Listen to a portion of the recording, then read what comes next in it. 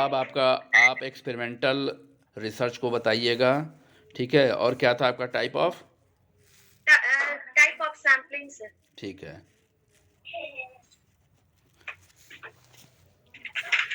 Proceed कीजिए। Start करें sir. हम्म।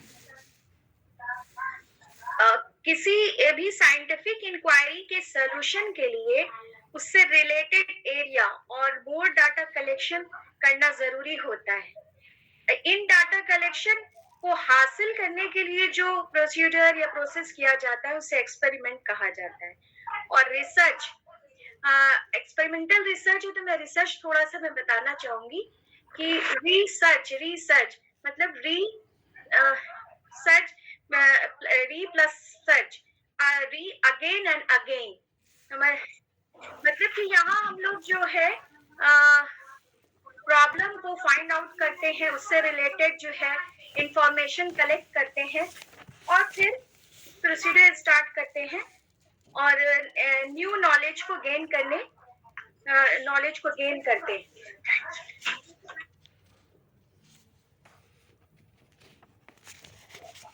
तो एक्सपेरिमेंटल रिसर्च जो है वो एक रिसर्च का एक टाइप है। तो experimental research is a scientific and systematic method of research. Researcher has a strong and direct control over variables.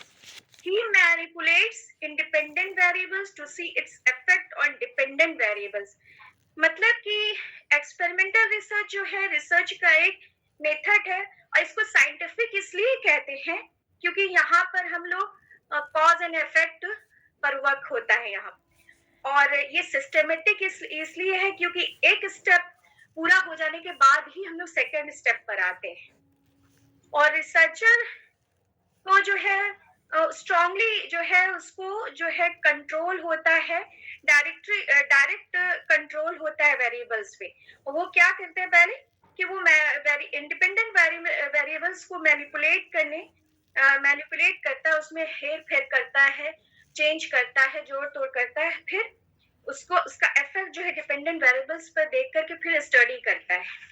तो मैं डेली लाइफ से एक एक्सपेरिमेंटल रिसर्च को एग्जांपल के थ्रू बताना चाहूंगी कि जैसे कि कोरोना जो है एक पूरे दुनिया में फैला हुआ है और जो है दुनिया के सारे जो साइंटिस्ट हैं वो क्या एक लेबोरेटरी में जो है डिफरेंट मेडिसिन को यूज कर रहे हैं कोरोना सैंपल्स पे कि कौन सा मेडिसिन जो है ज्यादा इफेक्टिव है इस डिजीज को रिमूव करने के लिए। तो यहाँ पे जो इंडिपेंडेंट वेरिएबल हुआ जो मैनिपुलेट कर रहा है रिसर्चर, तो यहाँ पे इंडिपेंडेंट वेरिएबल जो है मेडिसिन हुआ क्योंकि मेडिसिन को देखा जा रहा है, उसमें हेर फेर की जा रही है और इसका इफेक्ट जो हुआ डिपेंडेंट वेरिएबल जो होगा यहाँ पे कोरोना वायरस होगा कि कौन सा मेडिसिन से कितना इफेक्ट हो रहा है और किस मेडिसिन से कोरोना रिमूव हो सकता है। तो ये डे टू डे लाइफ से एक एग्जांपल मैंने दिया।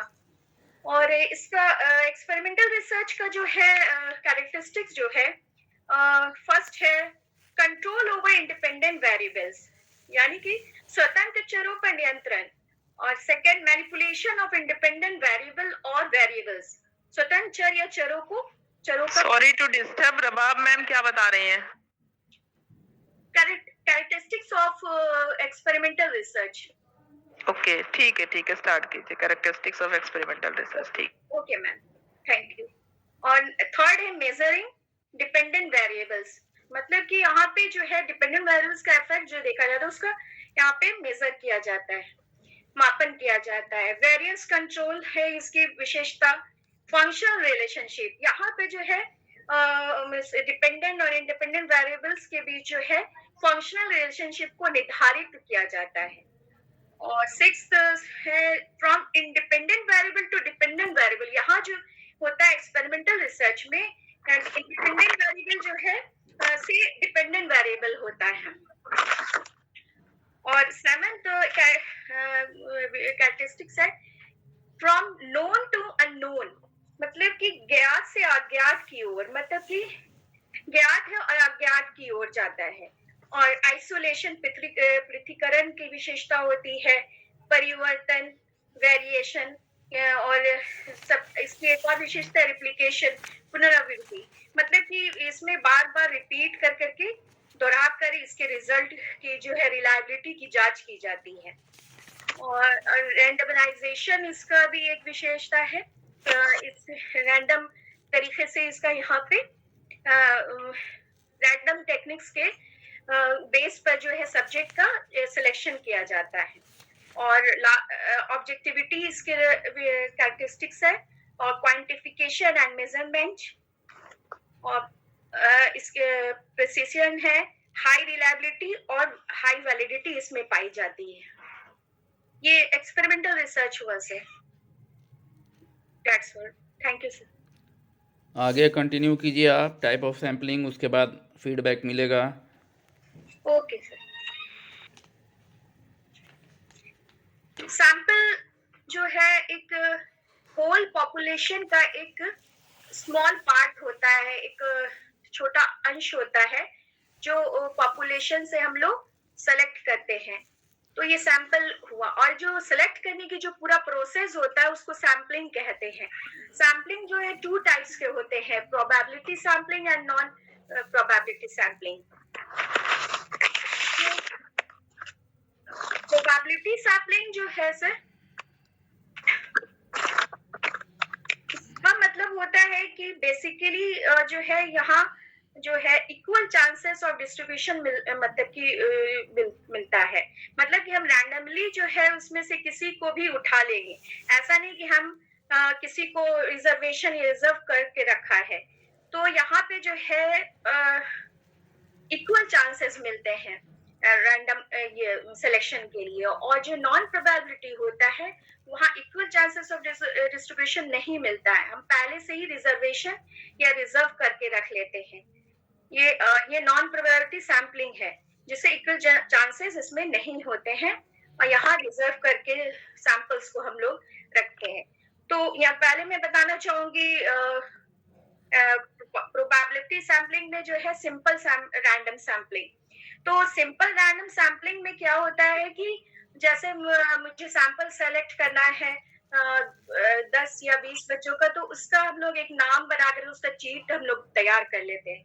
और चीट तैयार कर लेने के बाद से उसको रैंडम करते हैं, उसको मिक्स कर लेते हैं, एक बॉल में रखते हैं, फिर उसमें से जो चूज करते हैं तो वो सिंपल रैंडम सैंपलिंग होगा सर।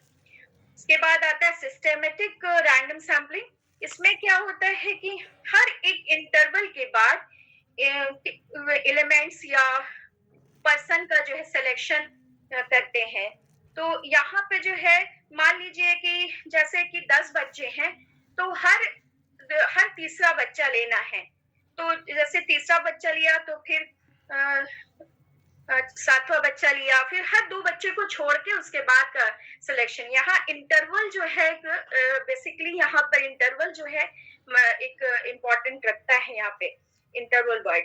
और उसके बाद है स्ट्रैटिफाइड सैंपलिंग। स्ट्रैटिफाइड सैंपलिंग में है कि यहाँ हेट्रोजेनियस पॉपुलेशन होती है, मिक्स होती है, सेम नहीं होमोजेनियस नहीं होती है।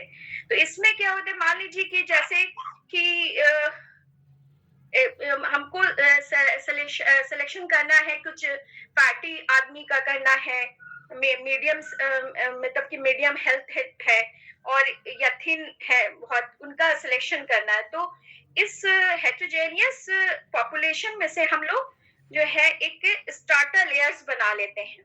उसमें से जैसे एफ मतलब कि फैटी है तो उनका अलग निकाल लिया, मीडियम है तो उनका अलग निकाल लिया, और थिन जो है दुबले जो है उनका अलग निकालिए, कि स्टार्टर लेयर बना लिया, मतलब प्रतिकरण कर लिया। तो उसके बाद से फिर हम लोग इसमें फिर सिंपल रैंडम यूज करते हैं, फिर उसमें से उसको मिक्स करके उसको फिर से निकालते हैं। तो जो फिर लास्ट में जो हम लोग निकालते हैं वो जो है वो असली सैंपलिंग होती है। उसके बाद है next cluster sampling. Cluster sampling जो है वो सैंपलिंग है जिसपे ये सिस्टम स्ट्रैटिफाइड ही की तरह होता है, मगर फर्क ये होता है कि यहाँ जो है स्ट्रैटिफाइड में जो है वो हम लोग को बनाना पड़ता है, और क्लस्टर ऐसा सैंपलिंग है जिसे वो बनाया हुआ होता है। तो मान लीजिए कि जैसे कि क्लस्टर, जैसे मान लीजिए कि यूपी में इलेक्शन होने वाला है, तो अब एक व्यू, पब्लिक का व्यू जानना है, तो लखनऊ का हुआ, चाहे आप ये ले लीजिए, कानपुर हो गया, नोएडा है, तो ये जो है एक ये क्लस्टर बना हुआ है।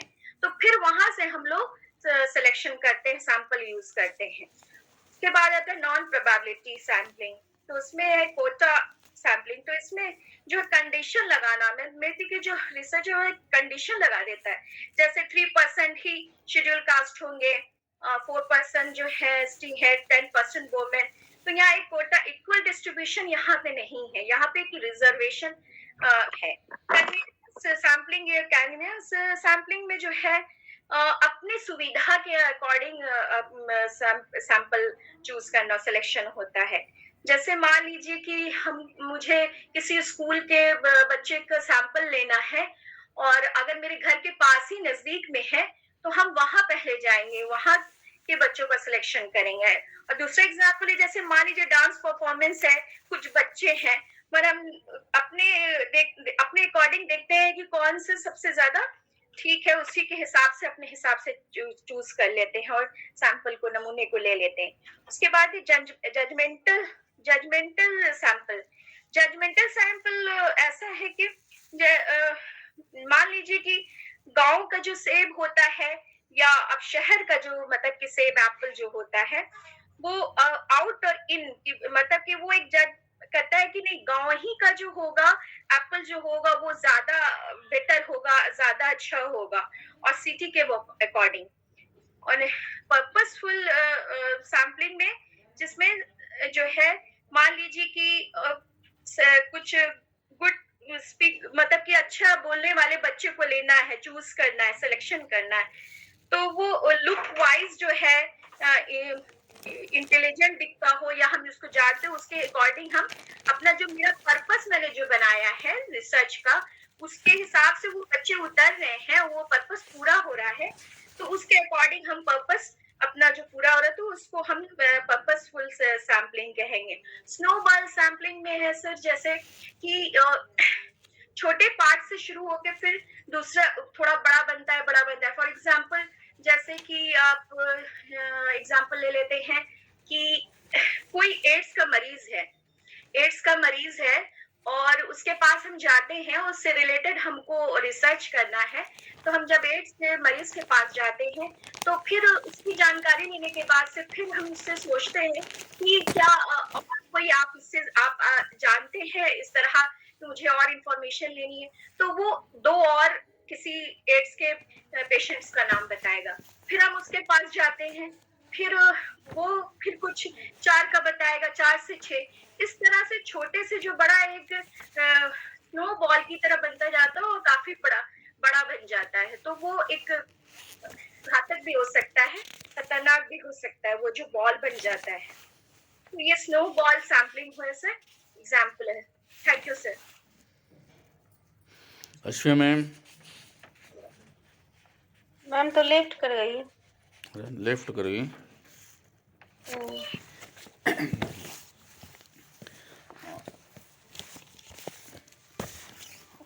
रबाब, आपका जो एक्सपेरिमेंटल रिसर्च और टाइप ऑफ सैम्पलिंग, 2 टॉपिक्स को आपने कवर किया। एक्सपेरिमेंटल रिसर्च में अगर हम डिफ़ाइन अगर बहुत सिंपली करें, तो एक्सपेरिमेंटल रिसर्च वैसे रिसर्च को कहा जाएगा जिसमें कंट्रोल्ड सिचुएशन में रिसर्चर क्या करता है, मैनिपुलेशन करता है, इंडिपेंडेंट वेरिएबल में मैनिपुलेशन करके उसका इम्पैक्ट डिपेंडेंट वेरिएबल पर देखता है, और कॉज और इफ़ेक्ट रिलेशनशिप का पता लगाता है। बस इतनी बात करनी है, ठीक है। अच्छा, ठीक। इसके बाद सीधे हमको जाना है कि एक्सपेरिमेंटल रिसर्च के 2 टाइप हैं, फील्ड एक्सपेरिमेंट और lab experiment. Lab sir experiment 3 types, ये टाइप्स में जो है प्री एक्सपेरिमेंटल, ट्रू एक्सपेरिमेंटल और क्वासी एक्सपेरिमेंटल डिजाइन बता रहा है। वो अलग डिज़ाइन है सब, क्वासी एक्सपेरिमेंटल डिज़ाइन अलग है, ठीक है। बेसिकली आप जब एक्सपेरिमेंटल रिसर्च की बात कर रही हैं तो 2 ही बात कीजिएगा, फील्ड एक्सपेरिमेंट और लैब एक्सपेरिमेंट, लैब एक्सपेरिमेंट में कंट्रोल्ड सिचुएशन होगा, सब कुछ रिसर्चर के हाथ में होता है कि वो सिचुएशन को कैसे कंट्रोल करे, कौन सी चीज़ों को देखना है, कौन सी चीज़ों को नहीं देखना है। और फील्ड एक्सपेरिमेंट में क्या होता है, ज़्यादातर इसको सोशियोलॉजिस्ट यूज़ करते हैं, फील्ड में जाके स्टडी करते हैं, तो वहाँ पर एक्स्ट्रानिवस वेरिएबल को कंट्रोल करना मुश्किल होता है। दोनों में बस इतना ही फ़र्क है कि लैब एक्सपेरिमेंट में एक्स्ट्रानिवस वेरिएबल को हम कंट्रोल कर पाते हैं और फील्ड में हम इसको कंट्रोल नहीं कर पाते हैं। बाकी सब में चीज़ें वही हैं, ठीक है। बस इंडिपेंडेंट वेरिएबल में मैनिपुलेशन करना है, उसका इम्पैक्ट हमको डीबी पे देखना है, ठीक है, कंट्रोल सिचुएशन में करना है और कॉज और इफेक्ट रिलेशनशिप पता करना है। 4 चीज़ें क्लियर है। जी सर। सैम्पलिंग आपने बहुत अच्छा बताया, लेकिन बहुत कंसाइज नहीं था, ठीक है। बिल्कुल बुलेट पॉइंट में आइए कि सैम्पलिंग क्या है। तो आपने बहुत अच्छा बताया कि सैंपल के सिलेक्शन करने की जो प्रविधि है, जो मेथड है, उसको हम सैम्पलिंग बोलते हैं, ठीक है। पॉपुलेशन से जब हम कुछ रिप्रेजेंटेटिव को चुनते हैं, ठीक है, तो ये जो चुनने की प्रक्रिया है, ठीक है, कि हम किस प्रक्रिया के द्वारा सैंपल को ले रहे हैं, ये है सैम्पलिंग। और इसको आपने 2 हिस्से में बताया कि प्रोबेबिलिटी और नॉन प्रोबेबिलिटी। प्रोबेबिलिटी के टाइप बताने थे आपको कि प्रोबेबिलिटी में कौन कौन से टाइप आते हैं, नॉन प्रोबेबिलिटी में कौन कौन से टाइप आते हैं, ठीक है। तो प्रोबेबिलिटी का टाइप बताइए आप।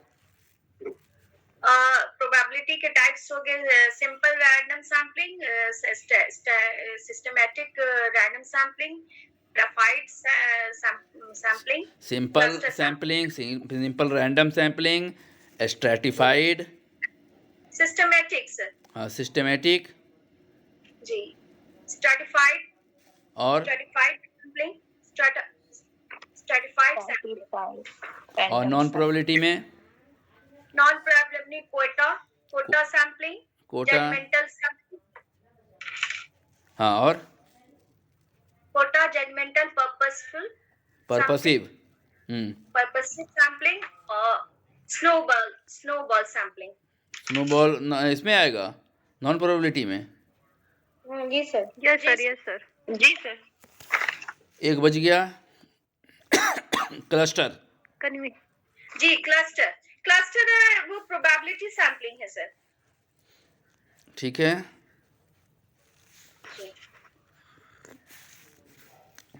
सिंपल रैंडम सैम्पलिंग को अगर बहुत आसानी से बताया जाए तो कैसे बताया जाएगा कि क्या है simple random sampling? Simple random sampling में सबके चुने जाने की संभावना बराबर होगी। पॉपुलेशन से जिन लोगों को हम सिलेक्ट कर रहे हैं, पॉपुलेशन से जिन आइटम को हम सिलेक्ट कर रहे हैं, उन सभी आइटम के चुनने की जो प्रोबेबिलिटी होगी वो इक्वल होगी। सबकी संभावना होगी, कोई भी चुना जा सकता है, पहला। और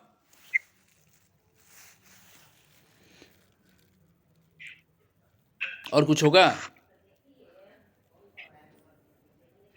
स्ट्रैटिफाइड में क्या होगा? स्तरित। स्ट्रेटा बना करके क्या बनाते हैं? बना करके चुनेंगे, स्ट्रेटा बनाएंगे। स्ट्रैटिफाइड सैम्पलिंग को परिभाषित कीजिए कि क्या करते हैं ये, इस तरह की सैम्पलिंग में करते क्या हैं? हेट्रोजेनियस पॉपुलेशन होता है सर, उसमें उसको फिर हम लोग उसमें से स्टार्टर लेयर्स बनाते, पृथक्करण करते हैं। कैसे करते हैं ये हम जानना चाह रहे हैं। जैसे हेट्रोजेनियस पॉपुलेशन मिक्स है, तो पहले हम लोग देखेंगे कि हम जैसे मैंने बताया था कि मैंने किसी फैटी लोगों को अलग करना है, तो वो उसको हम फिर अलग एक उसका लेयर बनाएंगे, फिर उसका मीडियम जो है हेल्थ है जिनका, उनका अलग, फिर उसको देख करके उसको चूज ठीक है। करेंगे। क्लस्टर में जो है वो पहले से बनाया हुआ होता है सर, उसको हम लोग को बनाने की जरूरत नहीं पड़ती। बेसिकली क्लस्टर बना हुआ होता है, ठीक है। कोई पॉकेट होता है, मान लीजिए कि मोस्ट मार्जिनलाइज्ड पे हमको स्टडी करनी है, तो हमको पूरे पॉपुलेशन में नहीं जाना है, हम दलित बस्ती में चले जाएंगे। पॉकेट है हमारे पास, क्लस्टर बना हुआ है कि ये आबादी इसी एरिया में रहती है, ठीक है। तो हमको वहाँ से आसानी से मिल जाएगा। तो क्लस्टर ऑलरेडी पॉकेट बना हुआ है और स्ट्रेटिफाइड में हम क्या करते हैं, स्ट्रेटा बनाते हैं। ठीक है, बनाते हैं। दो चीज़ें बहुत इंपॉर्टेंट है, उधर से सिंपल रैंडम सैम्पलिंग पूछेगा और इधर से पर्पसिव सैम्पलिंग पूछेगा। जी, ठीक है, पर्पसिव सैम्पलिंग क्या है?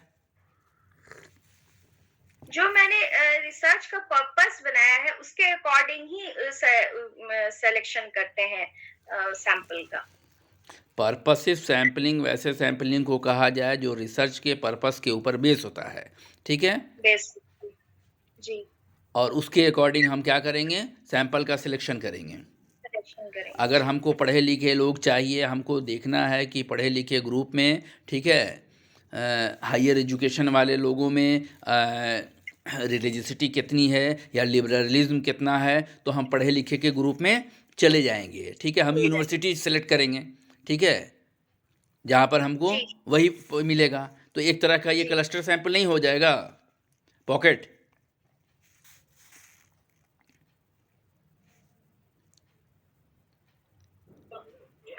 Yes sir. चलिए ठीक है, बहरहाल अश्वी आई कि नहीं? नहीं सर, अब तक तो नहीं आई। जजमेंटल हो गई। सर अच्छा लग रहा है, ये चीज हुई तो तैयारी अच्छी और हो रही है सर। हाँ इस चीज बिल्कुल, की। ये इससे बहुत अच्छा तैयारी होगा। जो चीजें मैंने तैयार की फिर आप उसको थोड़ा और शॉर्ट किया इंटरव्यू के अकॉर्डिंग, तो और वो अच्छा लग बहुत रहा है अच्छा, उसको। वो बहुत अच्छे से आएगा निकल के कि हमको क्या चीज़ बोलना है और कैसे बोलना है। हाँ, कहाँ तक बोलना है, हाँ। इससे ज्यादा नहीं हम्म। बोलना है। वो और किस रंजीता आई है क्या? जी सर। आ जाइए, नॉर्म्स। जी सर। नॉर्म्स को अगर हम एक सिंपल सा डेफिनेशन दें नॉर्म्स तो होता नॉर्म्स क्या है, पहले ये बताइए। सर हम उसको अच्छे से इलेबोरेट कर हाँ, हाँ, देंगे हाँ, और ज्यादा नहीं लेगा, मेरे से 6 से 7 लाइन में। अच्छा ठीक है। तो पहले हम एक सिंपल सा आपको डेफिनेशन दे दें कि norms may be defined as the average record performance हो रहा है क्या? On a particular test made by a standardized sampling. तो ये बहुत छोटा सा है, तो आप चाहे तो इसको यूज कर सकते हैं।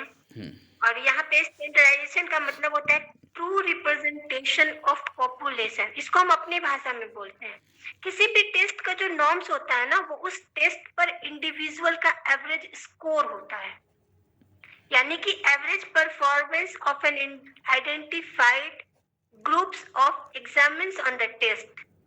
हर टेस्ट में सर्टेन स्टैंडर्डाइजेशन पॉपुलेशन के लिए एक एवरेज स्कोर बनाकर रखा गया है, ताकि हम अपने सैंपल पॉपुलेशन के ऑब्टेन्ड स्कोर से उस टेस्ट के एवरेज स्कोर से कंपैरिजन करके बता दें कि परफॉर्मेंस कैसा है या रिजल्ट क्या आया है।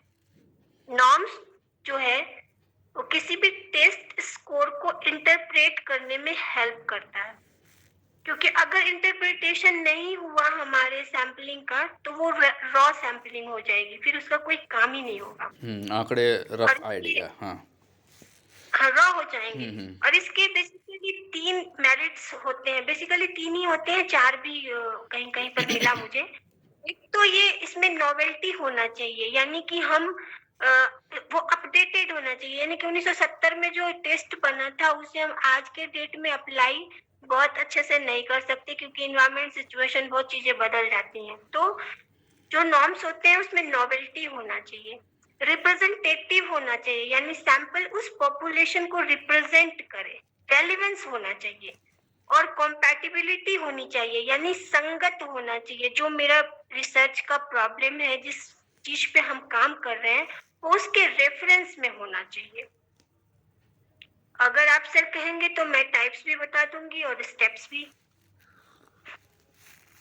हाँ बताइए, इसको नॉर्म्स को और क्लियर करें आप। बताइए बताइए। नॉर्म्स बेसिकली 5 टाइप्स के होते हैं, जिसमें फर्स्ट है परसेंटाइल नॉर्म्स।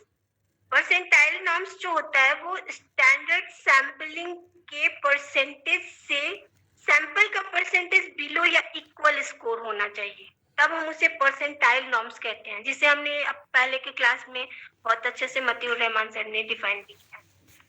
एज नॉर्म्स होता है certain traits on age level, हम किसी एज लेवल के सर्टेन ट्रेड्स को जब मेजर करना चाहते हैं। तीसरा है ग्रेड नॉर्म्स, तो हम किसी सर्टेन ग्रेड या क्लास को लेते हैं, जैसे एट्थ ग्रेड के स्टूडेंट जो है वो उसका जो रीजनिंग का लेवल है वो बहुत अच्छा होगा, या सिक्स स्टैंडर्ड के जो बच्चे होंगे उनका जो एडिशन होगा वो बहुत अच्छा होगा या बुरा होगा। चौथा है स्टैंडर्ड स्कोर नॉर्म्स, इसमें फिक्स्ड मीन और फिक्स्ड स्टैंडर्ड डेविएशंस होते हैं, जिसमें कि अगर हम एग्जांपल दें तो जेड स्कोर या टी स्कोर, इसमें जो मीन होता है और एसडी होता है वो फिक्स होता है, क्योंकि वो फॉर्मूला पे काम करता है। जैसे जेड का फॉर्मूला होता है Z equal to X minus median by SD, mean by SD. Fifth number है नॉर्मलाइज्ड स्टैंडर्ड स्कोर्स नॉर्म्स, ये जो है ना ये टर्म्स ऑफ नॉर्मल डिस्ट्रीब्यूशन या जो मैंने पढ़ा था बेल शेप कर्व उस पे डिपेंड करता है। नॉर्म्स बेसिकली 3 स्टेप होते हैं। पहला है डिफाइनिंग द टारगेट पॉपुलेशन, दूसरा है selecting the sample from the target population, और तीसरा है स्टैंडर्डाइजिंग द कंडीशंस। ठीक है, अशफिया कुछ बोलेंगी रिमार्क्स? जितना हमने सुना सर उतना तो सही है। एक्चुअली नॉर्म्स को डिफाइन किया, को थोड़ा सा Norms- एक्सप्लेन कर दे तो और अच्छा है, लोगों को और समझ में आ नॉर्म्स जाए। मैं डिफाइन कर देती हूँ। नॉर्म्स का एक सिंपल सा डेफिनेशन मुझे मिला है जो मुझे बहुत अच्छा लगा। नॉर्म्स में defined as the average performance on a particular test made by a standardization sample. जहाँ पे कि स्टैंडर्डाइजेशन सैंपल जो मीन है वो उसका मतलब है true representation of population. Norms बनते ही एवरेज स्कोर के बेस पर है। हाँ, इसके बाद मैंने बोला कि किसी भी टेस्ट का नॉर्म्स उस टेस्ट पर इंडिविजुअल का एवरेज स्कोर होता है। It means average performance of an identified group of examinees on the test. उस पर्टिकुलर टेस्ट पे एग्जामिन करके सर्टेन स्टैंडर्डाइजेशन पॉपुलेशन के लिए एक एवरेज स्कोर बना के रख दिया गया है, ताकि हम अपने सैंपल पॉपुलेशन के ऑब्टेन्ड स्कोर से उस टेस्ट के एवरेज स्कोर से कंपैरिजन करके बता दें कि परफॉर्मेंस कैसा है या मेरा रिजल्ट क्या आया है। ठीक है। Yes yes. यानी कि नॉर्म्स टेस्ट स्कोर को इंटरप्रेट करने में हेल्प करता है। अगर वो इंटरप्रिटेशन नहीं कर पाया तो सैंपलिंग रॉ हो जाएगी। ठीक है, सैम्पलिंग रॉ से क्या मतलब है? मतलब वो सैंपल मतलब एक आंकड़ा आया, मान लीजिए कि हमारे पास बुद्धि का एक एज बुद्धि का अगर हमारे पास वो नहीं है कि 90 से 120 वाले को हम एवरेज मान रहे हैं, तो ये एवरेज तो निकाला गया नॉर्म्स के आधार पर। एक स्कोर है ये एवरेज स्कोर कि 90 से 120 के बीच 110 के बीच में जो लोग हैं उनकी बुद्धि नॉर्मल मानी जाएगी। ठीक है, अगर ये हमको पता नहीं रहेगा और किसी का 89 आ गया, 86 आ गया, 85 आ गया, तो हम उसको कहाँ रखेंगे? रॉही आंकड़ा है ये हमारे लिए। बेसिकली यही है कि अगर नॉर्म्स नहीं है किसी चीज के, ये मैं रंजीता मैम से जानना चाह रही थी, क्योंकि क्वेश्चन ऐसे ही होते हैं। आपने एक क्वेश्चन बताया, एक आंसर उसी से क्वेश्चन आ जाता है। अगर किसी भी स्कोर्स के या किसी भी टेस्ट के नॉर्म्स नहीं है तो फिर उसके बाद जो ऑब्टेन्ड स्कोर होते हैं या जो इंफॉर्मेशन कलेक्ट करते हैं उसका फिर कोई मतलब नहीं रह जाता है, कोई मीनिंग नहीं रह जाता। उससे ही हम रॉ सैंपल कहते हैं, जिसे हम इंटरप्रेट नहीं कर पाते क्योंकि नॉर्म्स ही नहीं। फिर उसका कोई मीनिंग नहीं होता। हमें मालूम है कि एवरेज 85 टू 105 जी। हाँ, इसीलिए नॉर्म्स को मीनिंगफुलनेस होना चाहिए। Yes yes yes yes yes. Norms का जो एक गुण है वो ये भी है कि वो मीनिंगफुलनेस होना चाहिए, उसमें नोवेल्टी होनी चाहिए, रिप्रेजेंटेटिव होना चाहिए, रेलेवेंस होना चाहिए, कंपैटिबिलिटी होनी चाहिए। यस। अच्छा, आप लोगों ने इंटेलिजेंस टेस्ट का नॉर्म्स देखा है? देखा तो है, सबने टेस्ट यूज़ किया होगा, ठीक है, लेकिन हमको ये बताइए कि क्या लड़कियों की बुद्धि जो है वो लड़कों से कम होती है?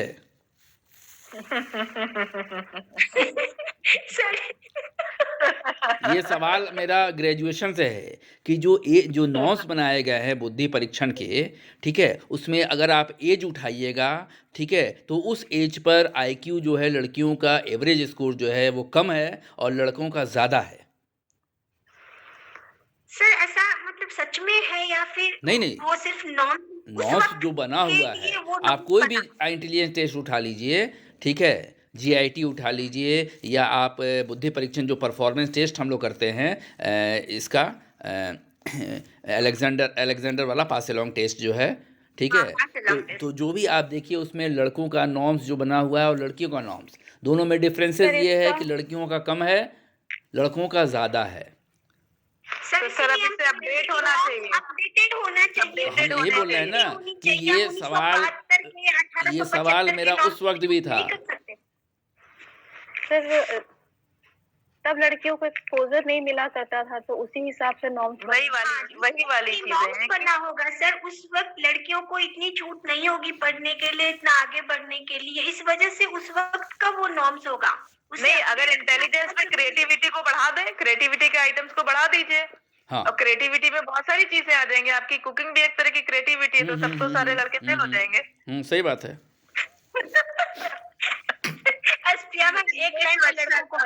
नहीं, फिर भी मतलब हम इसलिए बोला कि आगे के जो नए टेस्ट आए हैं, वेस्टर का जो नया सब आया है, ठीक है, उसके नॉर्म ज़रूर चेक कीजिएगा कि वहाँ क्या कहता है फीमेल्स के लिए और मेल्स के लिए। इसलिए हमने आपके सामने रखा है कि वो चेक ज़रूर कीजिएगा कि उसमें कुछ परिवर्तन हुआ या नहीं हुआ, और नहीं हुआ तो इसका मतलब कि कहीं ना कहीं ये जेंडर बायसनेस है यहाँ पर भी। चलिए नेक्स्ट में हम लोग बुला लें पूनम। टेस्ट चीजें क्लियर हो गई ना नॉर्म्स में? हाँ ठीक है, ठीक। सर ये तो सही था कि एक इंटरव्यू बेस रखा गया, हमें लग रहा है कि इसी तरह थोड़ा और डिटेल में बताना चाहिए। नहीं, सबको देखिए, सबके टॉपिक्स पढ़े गए हुए हैं, सबके पास मटेरियल है, ठीक है। हम लोग रिवीजन मोड में हैं, लेकिन सर हम ये लेके चले कि थोड़ा एक इंसान एटलीस्ट 10 मिनट ले। हाँ। ये कुछ जो हम लोगों ने बोल दिया ना कि बहुत बुलेट पॉइंट में, इस पे कुछ चीजें वो हो जा रही, या तो फिर हम लोग जो है वो बोले कि इस पॉइंट को आप एक्सप्लेन कर दीजिए। हम इसलिए किया है ना कि पीछे से आप हैं उसको फिर से मॉडिफाई कीजिए कि और अच्छे से कैसे, इसीलिए तो आपको रखा है। हाँ, या तो हम ये भी कह सकते हैं कि इस चीज को और एक्सप्लेन कीजिए, जैसे हमने रंजीता मैम को बोला कि परसेंटाइल नॉर्म बता दीजिए, आप करा सकती हैं। हाँ, आप करा सकती हैं, और फिर उसमें जोड़ दीजिए आप जो जोड़ना चाहती हैं। जी नहीं, रंजीता मैम का तो परफेक्ट है।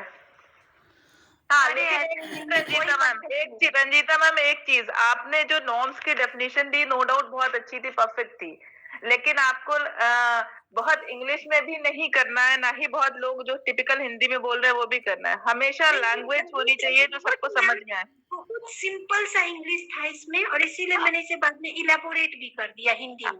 जी, आपके हिसाब से तो सही है, मगर हो सकता है बहुत से लोगों को ना समझ में आया हो। मैं लिखवा दूंगी, बहुत सिंपल सा इंग्लिश है, मतलब अगर वो पूछे तो आप उसको हिंदी में बता दीजिएगा। आप ग्रुप में डाल दीजिएगा, उसका आसान हिंदी हम कर देंगे, आसान भाषा। जी, वो तो इंग्लिश भी बहुत आसान थी, ऐसा नहीं, बहुत इजी है। उसको और आसान कर दिया जाए, अपने भाषा में कर लिया जाए ना उसको। नॉर्म सिर्फ अपने भाषा में एक्सप्लेन कर देंगे। पूनम, ठीक है, नेक्स्ट कौन है? हाँ आइए, टेस्ट कंस्ट्रक्शन। 2 लोग थे, संगीता भी थी, तो संगीता तो शायद आज इंटरव्यू में गई हुई हैं मुंगेर, तो अभी रास्ते में होंगी। आइए पूनम, शुरू कीजिए कि टेस्ट कंस्ट्रक्शन, अगर आपको किसी रिसर्च में आपको अगर कोई टेस्ट बनाना पड़े, टेस्ट अवेलेबल ना हो, तो आप क्या करेंगी, कैसे बनाएंगी कोई टेस्ट? सर पहले तो टेस्ट के लिए प्लानिंग करेंगे, प्लानिंग ऑफ द टेस्ट। उसके लिए सर ये देखेंगे कि उसकी जो पहला स्टेज है, इस स्टेज में यह निश्चित करेंगे कि टेस्ट को बनाने का उद्देश्य क्या है, परीक्षण में कितने आइटम्स रखेंगे, इसका स्वरूप क्या होगा, टेस्टी को किस तरह निर्देश दिया जाएगा, किस प्रकार सैंपलिंग का यूज किया जाएगा, और परीक्षण समय सीमा क्या होगी, ये देखेंगे। दूसरे स्टेप में देखेंगे प्रिपरेशन ऑफ आइटम। इसमें देखेंगे कि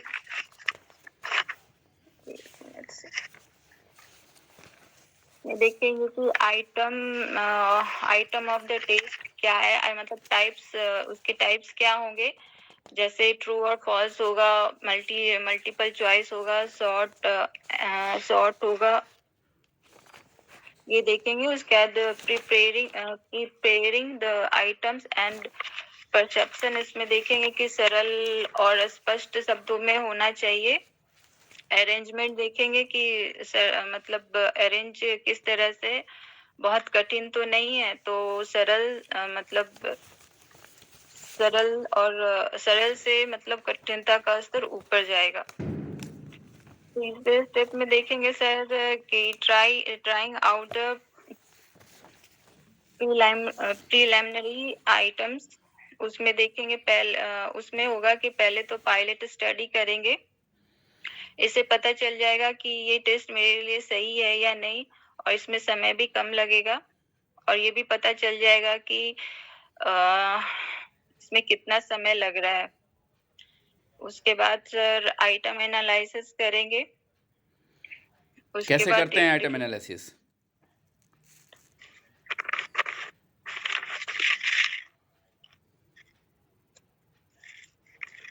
सर जो भी आइटम होगा सर उससे संबंधित, सर ये नहीं पता आइटम है इसमें। सर ये देखेंगे कि जो भी चलिए आइटम है आगे वो कंटिन्यू सही है। कीजिए, आगे आइटम एनालिसिस कर लिया आपने, आगे कंटिन्यू कीजिए।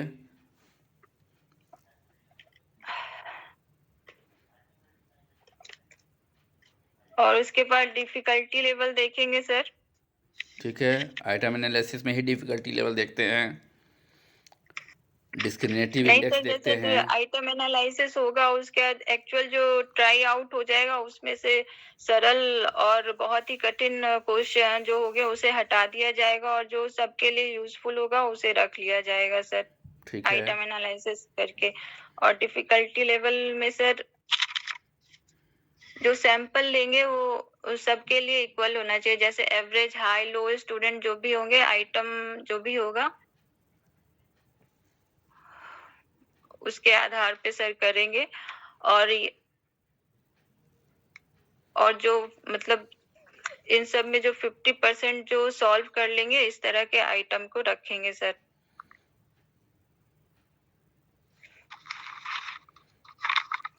और कुछ इसमें बताना चाहेंगी? रिलायबिलिटी और सर आपने नहीं इसमें बताया, वैलिडिटी नहीं बताया, नॉर्म्स नहीं सर बताया, बता रहे थे। उसके प्रिपरेशन ऑफ बाद manual. Preparing final item of the test में सर फाइनल सिलेक्शन करेंगे, और फिर फाइनल फॉर्म ऑफ एडमिनिस्ट्रेशन करेंगे सर। उसके बाद सर एवल्यूएटिंग टेस्ट में रिलायबिलिटी, वैलिडिटी और नॉर्म्स रखेंगे सर। ठीक है, अश्विया कुछ बताना चाहेंगी?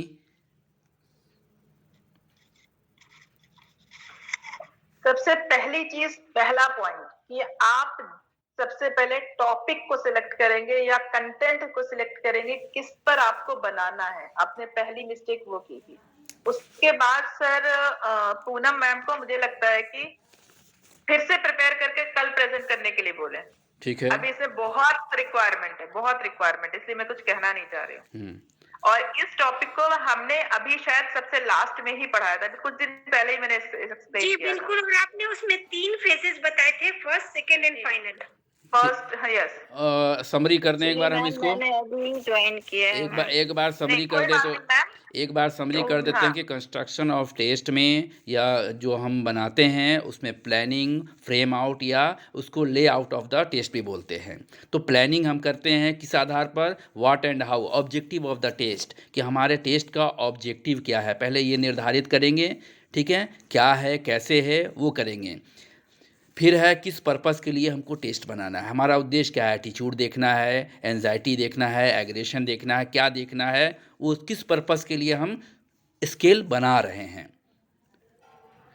ठीक है, इसके बाद आपको करना क्या है कि आपको आपका जो कंटेंट है वो बहुत क्लियर होना चाहिए। ठीक है, कलेक्शन भी बहुत लार्ज अमाउंट में होना चाहिए। टारगेटेड पॉपुलेशन आपको फिक्स करना होगा कि हमारा पॉपुलेशन, किस पॉपुलेशन पे हमको इसको यूज़ करना है। फिर आपको ये डिसाइड करना होगा कि टेस्ट हमारा वर्बल होगा और इंडिविजुअल होगा या फिर ग्रुप टेस्ट होगा। कैसा टेस्ट होगा आपको ये डिसाइड करना है। इंस्ट्रक्शन ऑफ द टेस्ट आपको बनाना होगा, टाइम लिमिट निर्धारित करना होगा।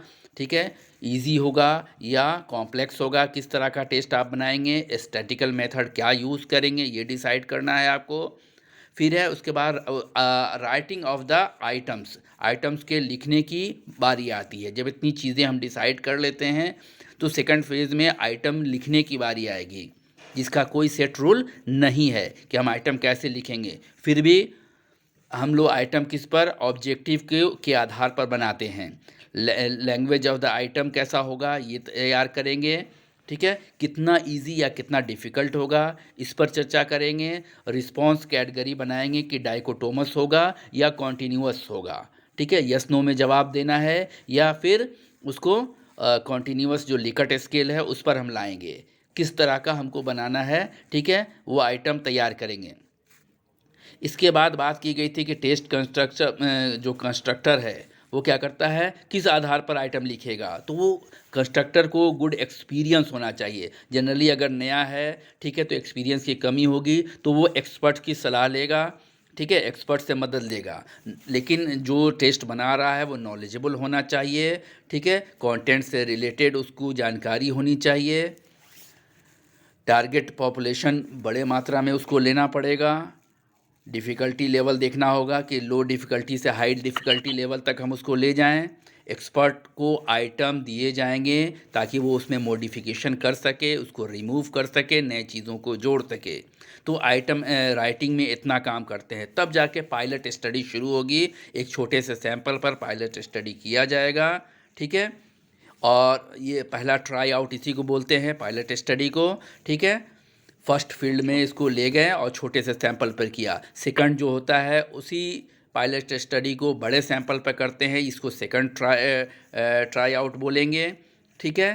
सर फर्स्ट ट्राई आउट या पायलट स्टडी में कुछ आपको लगता है कि ये चीजें, ये आइटम सही नहीं है या और एडिशन होना चाहिए या लैंग्वेज मॉडिफाई करना चाहिए, हाँ थोड़े माइनर मॉडिफिकेशन होता है, उसके बाद सेकंड ट्राई आउट में जाएगा। हाँ, वही कह रहे हैं कि जो कुछ चीज़ें रिमूव किया, कुछ चीज़ों को जोड़ा, ठीक है, पायलट स्टडी में देख लिया, ठीक है, अदर एस्पेक्ट्स को भी देख लिया। फिर सेकंड वाला जो है उसी को हम लार्ज पॉपुलेशन पे यूज़ करेंगे, ठीक है। उसके बाद आइटम एनालिसिस करेंगे। आइटम एनालिसिस में हम क्या करेंगे, डिफ़िकल्टी वैल्यूज़ देखेंगे, डिस्क्रिमिनेटिव इंडेक्स देखेंगे, ठीक है, और डिस्ट्रैक्टर क्या बोलते हैं उसको, इफ़ेक्टिवनेस ऑफ डिस्ट्रैक्टर।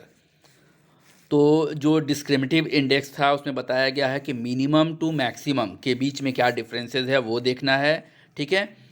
और तब जाके थर्ड फेज़ जो होगा हमारा वो फाइनल टच होगा, ठीक है। फाइनल टच में आपका एक पूरा क्वेश्चनायर तैयार हो चुका रहेगा टेस्ट का और टेस्ट। सर रिलायबिलिटी वैलिडिटी छूट रही है अभी। हाँ, अभी आएगा आगे। आपके पास तैयार हो गया ना क्वेश्चनायर, अभी तैयार हुआ आपका। अब आप उसके बाद रिलायबिलिटी निकालेंगे उसका, ठीक है। तो रिलायबिलिटी निकालने का जो तरीका है आपका, स्प्लिट हाफ टेस्ट पे भी कर सकते हैं, ठीक है। जो 3 तरीका है। उसके बाद वैलिडिटी हम निकालेंगे, नॉर्म्स निर्धारित करेंगे एवरेज स्कोर पर 100 लोगों पर करके या 200 लोगों पर करके एक स्कोर निकालेंगे और निकालने के बाद से नॉर्म बनाएंगे। फिर उसके बाद से मैनुअल को तैयार करेंगे। तो इतने प्रोसेस आपको करने पड़ेंगे टेस्ट कंस्ट्रक्शन में, ओके सर। ठीक है। सर टेस्ट और टूल में क्या अंतर है? हैं? आई थिंक कुछ कहने के लिए बचा नहीं है। क्या अंतर है?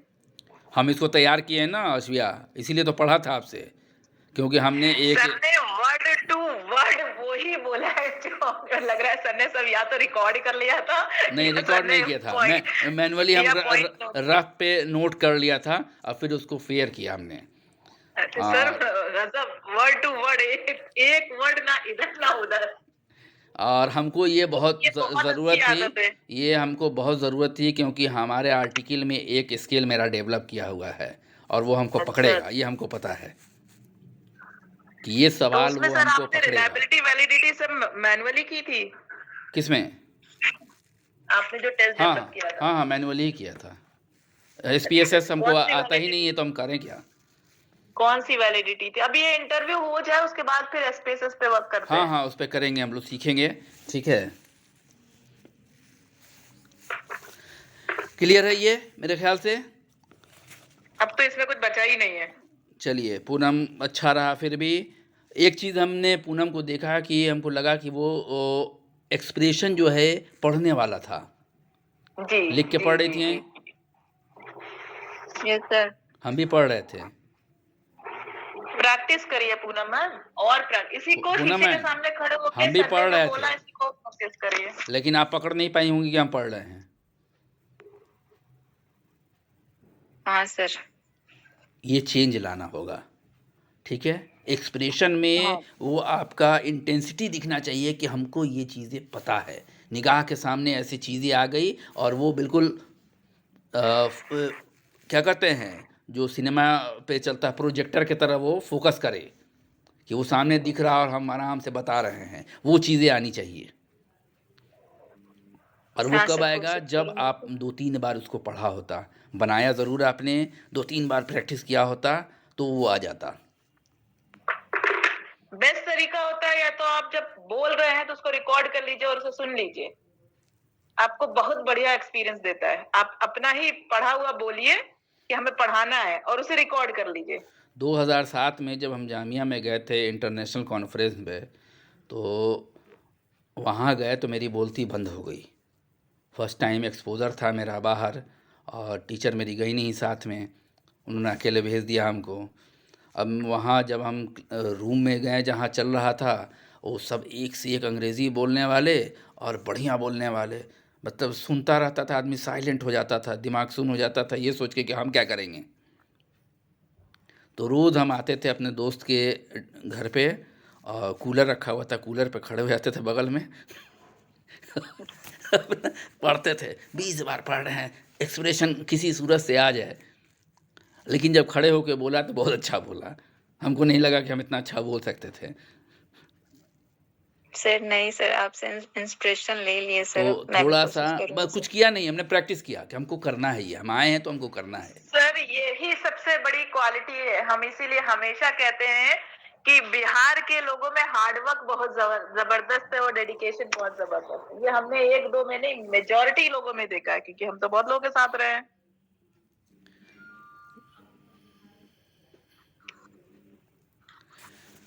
चलिए नेक्स्ट है हम लोग का, नीतू आई है सर क्या? वो जो शाहीन सिस्टर जब बता रही थी किसका कहाँ हुआ था। शाहीन, चलिए कोई नेक्स्ट नहीं, चलिए बाद में करेंगे। कौन है अब नेक्स्ट, कौन है? शालिनी आ जाइए, शालिनी सिंह वैलिडिटी पढ़ाएंगी। शालिनी वैलिडिटी और उसके टाइप्स को बताइए।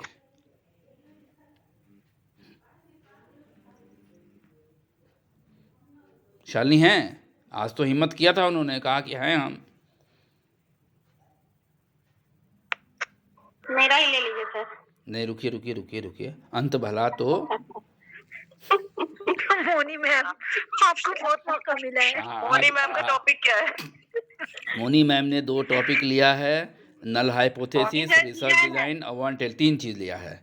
वन टेल टू टेल छोटा छोटा है। Hypothesis, चलिए ये आप बोल दोनों लीजिए, बहुत मोनी बोल बेकार लीजिए, research आप design कर रहा है। मोनी बोल लीजिए, पूनम जब तक, भले वो क्या नाम है, शालिनी जब तक हो सकता है कि कहीं हो, शालिनी आ जाएंगी। हाँ जी सर। चलिए आप शुरू कीजिए, नल हाइपोथेसिस वर्सेस अल्टरनेटिव नहीं सर, हाइपोथेसिस। पहले रिसर्च डिजाइन से करेंगे, अच्छा उसके ठीक है, बाद आगे जाएंगे। मतलब आज हम इंटरव्यू लेने पढ़ेंगे वाले हम हैं कि आप हैं? मतलब हम और पूछेंगे ये नल क्या लॉजिक है हाइपोथेसिस कि तो कहिएगा कि हम रिसर्च डिज़ाइन बताएंगे। क्योंकि सर रिसर्च डिजाइन से ही घुस के फिर निकल जाएंगे sir one tail two tail में, इसीलिए। नहीं ऐसा कैसे, क्या कहते हैं, रिसर्च डिजाइन अलग टॉपिक है और हाइपोथेसिस अलग है, वन टेल और टू टेल नहीं तो उसमें ये आएगा। कैसे तो चलेगा research मोनी? design का मोनी, अगर आपसे हम पूछे कि नल हाइपोथेसिस और अल्टरनेटिव हाइपोथेसिस में डिफरेंस बताइए, तो आप कहिएगा कि हम रिसर्च डिज़ाइन पहले बताएंगे सर। नहीं कोई लिंक ही नहीं है, रिसर्च डिजाइन और हाइपोथेसिस का कोई लिंक नहीं, दोनों अलग अलग है जी। दोनों बिल्कुल अलग है। हाँ। चलिए चलिए, तीनों आपको बताना है, बताइए। अच्छा ठीक है, जैसे तैयार किए थे ना सर इसी तरह बोले। चलिए ठीक है। हाँ ठीक है सर, स्टार्ट करते हैं।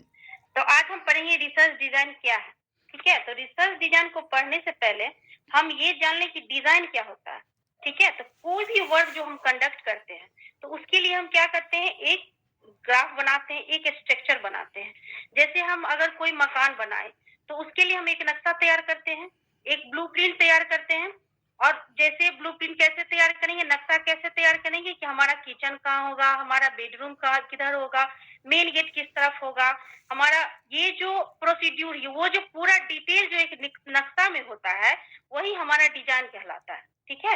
यानी एक ये जो डिजाइन हुआ एक ब्लूप्रिंट है कि किसी वर्क को हम किस तरह से और कैसे करेंगे और किन किन चीजों की रिक्वायरमेंट होती है, वो हमारा डिजाइन हो गया। डिजाइन किसी भी एरिया में हो सकता है, ठीक है। किसी भी तरह का वर्क को कंडक्ट करने के लिए हम डिजाइन को हम डिफाइन किए।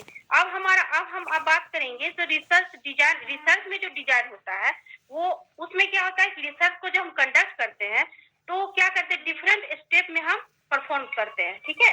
जैसे डाटा कलेक्शन का टेक्निक्स क्या यूज करेंगे, सैंपल का साइज क्या होगा, सैंपल का टेक्निक्स क्या होगा, ये सब चीज जो हम प्लानिंग करते हैं, ठीक है।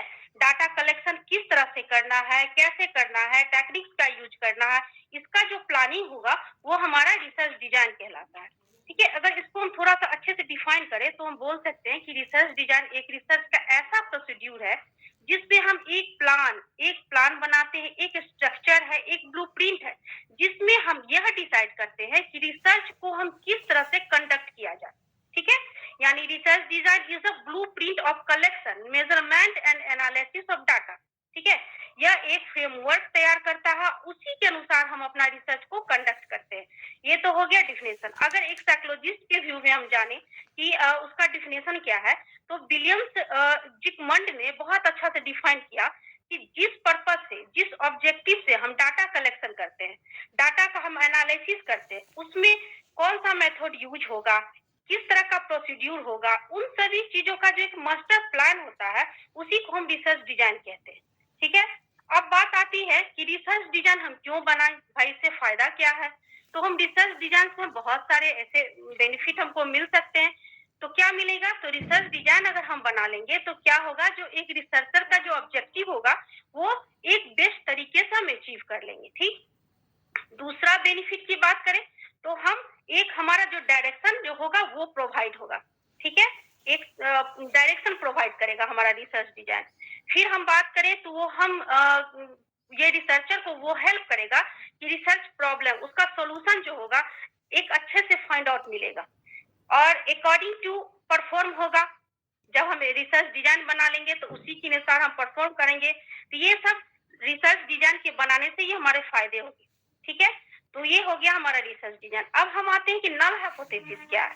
तो नल मीन्स नथिंग, बस इतना समझ ले कि नल मीन्स नथिंग, ये नथिंग को शो करता है। Moni ma'am, types of research design नहीं मैम, टाइप ऑफ नहीं लिए, तो नहीं, कोई तो और छोटा सा दिया गया कि रिसर्च डिजाइन क्या है, सिर्फ आपको ये बताना था। पॉइंट वाइज रिसर्च डिजाइन का बेनिफिट्स में बहुत सारी चीजें रह गई या हाँ एम्स बताओ, जैसे उसको कहें जोड़ दीजिए, यहीं से जोड़ दीजिए पहले, फिर आगे उनको कंटिन्यू कराया जाएगा।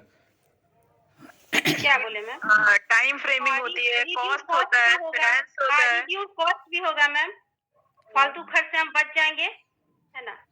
एक अच्छे एक तरह से देखिए, वर्क को रिसर्च कंप्लीट डिज़ाइन करेंगे। मेरे हिसाब से जब हम एक ब्लूप्रिंट तैयार करते हैं तो उसमें हम ये डिसाइड करते हैं कि हमको मेरा इंडिपेंडेंट वेरिएबल कौन सा है, मेरा डिपेंडेंट वेरिएबल क्या है, ठीक है। किस पर हमको मैनिपुलेशन करना है, किस पर हमको प्रभाव देखना है, किस वेरिएबल को कंट्रोल करना है। ये एक तरह का आपके रिसर्च को डायरेक्शन देता है कि आपका रिसर्च किस दिशा में जाए। इस दिशा में जा डायरेक्शन आप हेलो, रिसर्च डिजाइन में सर रिसर्च डायरेक्शन तो देगा ही देगा, बेसिकली एक फ्रेमवर्क होता फ्रेमवर्क, है। और आपने जो प्लान की बात की है तो सिस्टमैटिक वर्ड ऐड कीजिए, सिस्टमैटिक प्लान होता है, ब्लूप्रिंट है, लेआउट है, फ्रेमवर्क है। Systematic plan. डायरेक्शन तो देगा, इंडिपेंडेंट वेरिएबल, डिपेंडेंट वेरिएबल क्या होंगे वो चीजें हैं। अपार्ट फ्रॉम दैट इसमें बेसिकली मेथड का पार्ट होता है कि सैंपल क्या होगा, सैंपल साइज क्या होगा, सैंपल को कलेक्ट करने का तरीका क्या होगा, मेजर्स कौन कौन से होंगे, मींस टूल्स क्या होंगे, पार्टिसिपेंट्स कौन से होंगे, कहाँ से हमें सिलेक्ट करना है, कौन सा स्टैटिस्टिकल मेथड अप्लाई करना है, उसका एग्जीक्यूशन क्या होगा, ये सारी चीजें रिसर्च डिजाइन का पार्ट होती है। ठीक है, वेरी गुड। चलिए अब बताइए null hypothesis versus alternative hypothesis. कल किसी ने बताया था, फिर भी आज आप बताइए।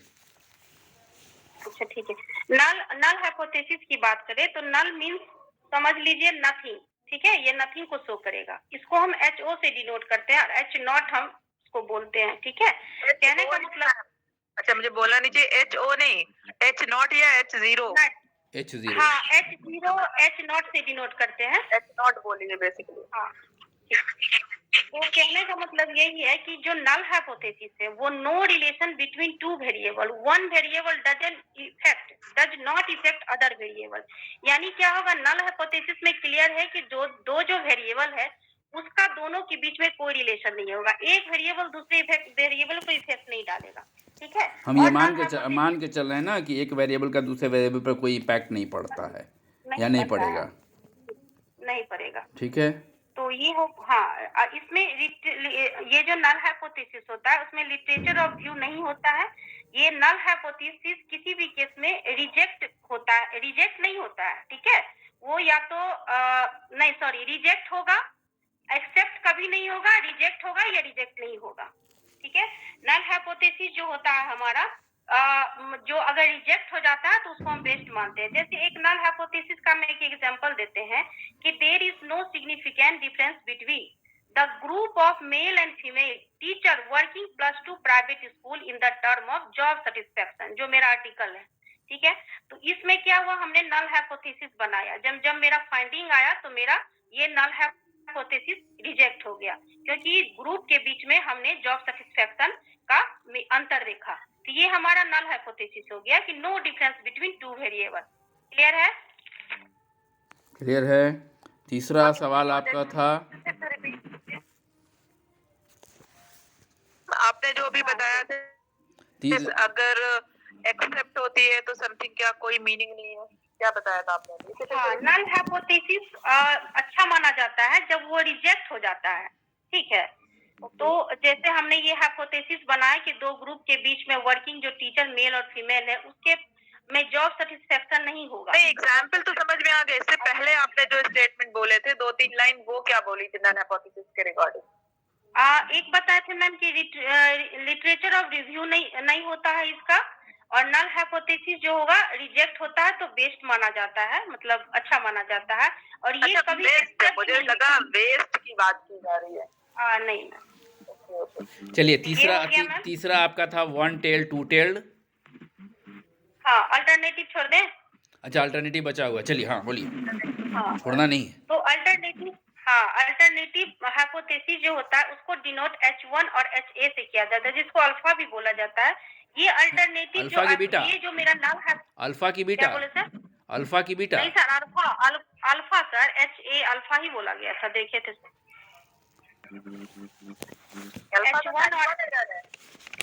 H1 और HA दोनों इसको इंडिकेट किया जाता है इससे। और HA, हाँ सही है। हाँ, और ये नल हाइपोथेसिस के जस्ट अपोजिट होता है। इसमें जैसे हमने बताया था कि दो वेरिएबल के बीच कोई रिलेशन नहीं होता है, और ये जस्ट अपोजिट है। There is relation between two variable, one variable has an effect on other variable. इसमें क्या होता है, दो वेरिएबल एक दूसरे पर इफेक्ट डालता है, दोनों के बीच भी रिलेशन होता है, ठीक है। और इसके लिटरेचर और रिव्यू मौजूद होते हैं, उसी के आधार पर हम हाइपोथेसिस बनाते हैं, ठीक। अब हम बात करें ये जो अल्टरनेटिव हाइपोथेसिस है उसमें हम दो टाइप बताया गया, जिसमें डायरेक्शनल हाइपोथेसिस और नॉन डायरेक्शनल हाइपोथेसिस। तो डायरेक्शनल हाइपोथेसिस क्या होता है? डायरेक्शनल हाइपोथेसिस बस इतना समझ लीजिए कि वो हमें जो डायरेक्शन प्रोवाइड करता है, जिसको वन टेल टेस्ट कहते हैं, ठीक है। इसमें क्या होगा, दो वेरिएबल के बीच में इंडिकेट करेगा, दिशा बताएगा, आइडेंटिफाई करेगा, ठीक है, इंडिकेट करेगा, आइडेंटिफाई करेगा रिलेशन पॉजिटिव और negative, greater than and less than, higher and lower. ये क्लियर है?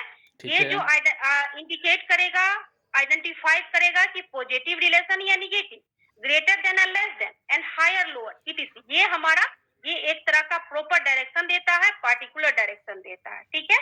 इसका हमको नहीं लगता है जरूरत है बनाने का, तो कहिएगा तो हाइपोथेसिस बना के एग्जांपल दे देंगे हम। ठीक है, आगे कंटिन्यू टू टेल्ड।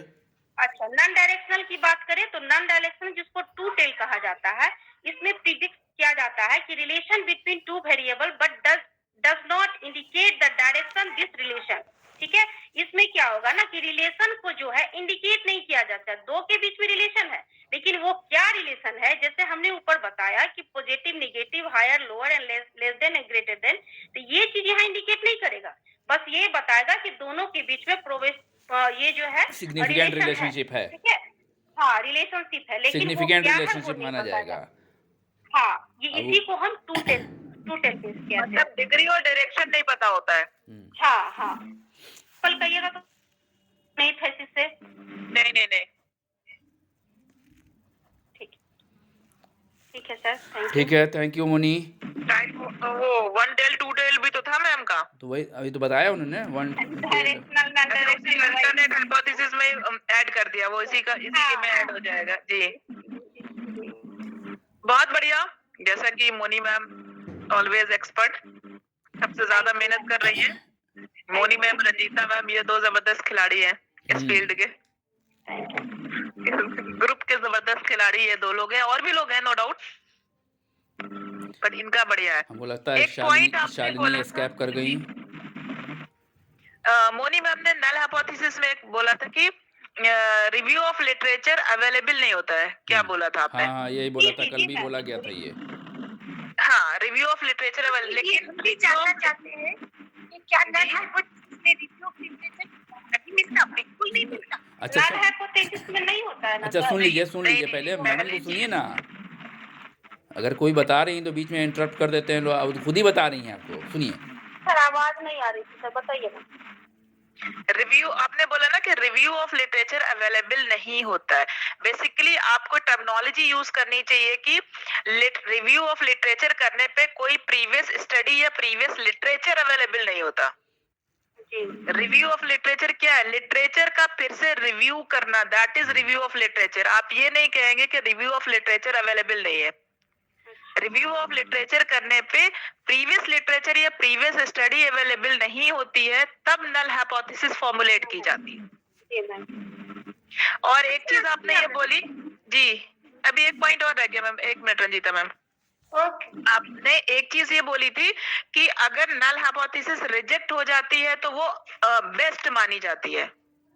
मेरे हिसाब से हमें नहीं लगता है कि इस पॉइंट को ऐड करना चाहिए, क्योंकि अगर आता है कि मेल और फीमेल के आईक्यू में कोई डिफरेंस नहीं है, तो इसका क्या मतलब हुआ कि ये इसे आप बेस्ट कैसे एक्सप्लेन करेंगे? मान लीजिए कि अगर रिजेक्ट हो गया तो इसका मतलब कि डिफरेंस है, मेल की बुद्धि ज़्यादा है, फीमेल की कम है, तो बेस्ट मान लें इसको। अगर रिजेक्ट और अगर एक्सेप्ट हो गई तो इसका मतलब दोनों सेम है, तो ये फिर बेस्ट कैसे माना गया? आपने कहा कि अगर नल हाइपोथेसिस रिजेक्ट हो जाती तो वो बेस्ट माना जाता है, या हम ये कह सकते हैं कि किसी ऑर्गेनाइजेशन में मेल और फीमेल का जो वर्क कमिटमेंट है उसमें कोई डिफरेंस नहीं है, तो और अगर ये एक्सेप्ट हो गया या सॉरी अगर ये रिजेक्ट हो गया तो ये बेस्ट क्यों माना जाएगा? दैट मींस कि आप जेंडर बाइस हो रहे हैं। ये बात आपकी बहुत सारी उसमें सही है, बिहेवियरल बहुत सारी इश्यूज में बहुत सारी चीजों में सही है, बट हमारा ये पर्सपेक्टिव है, बाकी सारा और करेक्ट करेंगे, आप लोग भी बताएंगे। हमें लगता है ये कंट्रोवर्शियल बात ना ही बोले तो बेहतर है। ठीक है मैम, क्योंकि फट से आपको यही जवाब मिलेगा घुमा कर, जहाँ आपने ये बोला पकड़ लेगा तुरंत, और यही मिलेगा कि बताइए इस कंडीशन में बताइए। हाँ, कि being a female IQ level ले आएगा, आपको परफॉर्मेंस ले लेगा, वर्क परफॉर्मेंस ले लेगा, वर्क कमिटमेंट ले लेगा, बहुत सारी चीजें आ जाएंगी। Yes Ranjita ma'am. नीलम, मैं ये कह रही थी अच्छा बोलिए। कि नल हाइपोथेसिस में जो आपने कहा कि जब हम रिव्यू ऑफ लिटरेचर या लिटरेचर की रिव्यू देखने जाते हैं तो वो अवेलेबल नहीं होता, तो अगर हम क्या लिटरेचर अगर रिलेटेड हो मेरे रिसर्च टॉपिक से, अगर कोई लिटरेचर सिमिलर हो, बहुत कुछ मिलता जुलता, और हम उसे अपने रिव्यू ऑफ लिटरेचर में डालते हैं तो ये सही है? क्योंकि हमें रिव्यू ऑफ लिटरेचर का एक चैप्टर तो बनाना होता है। हाँ, बनाना होता है, तो आप नल हाइपोथेसिस फ्रेम करेंगे, आपके उससे रिलेटेड नहीं है तो आप सिमिलर लिखते हैं, बट कहीं ना कहीं उसको आप एक्सप्लेन कर देते हैं कि इस टॉपिक पे कोई भी लिटरेचर अवेलेबल नहीं भी है या कोई भी स्टडी हमें नहीं मिली, आप उसमें एक लाइन लिख देंगे कि डेप्थ ऑफ स्टडी है, स्टडी की कमी है। अगर मान लीजिए कि मेरे थीसिस में 4 वेरिएबल्स हैं, जिससे एक टॉपिक निकाला, किसी ने आवाज नहीं आ रही है सर। हाँ लगता है।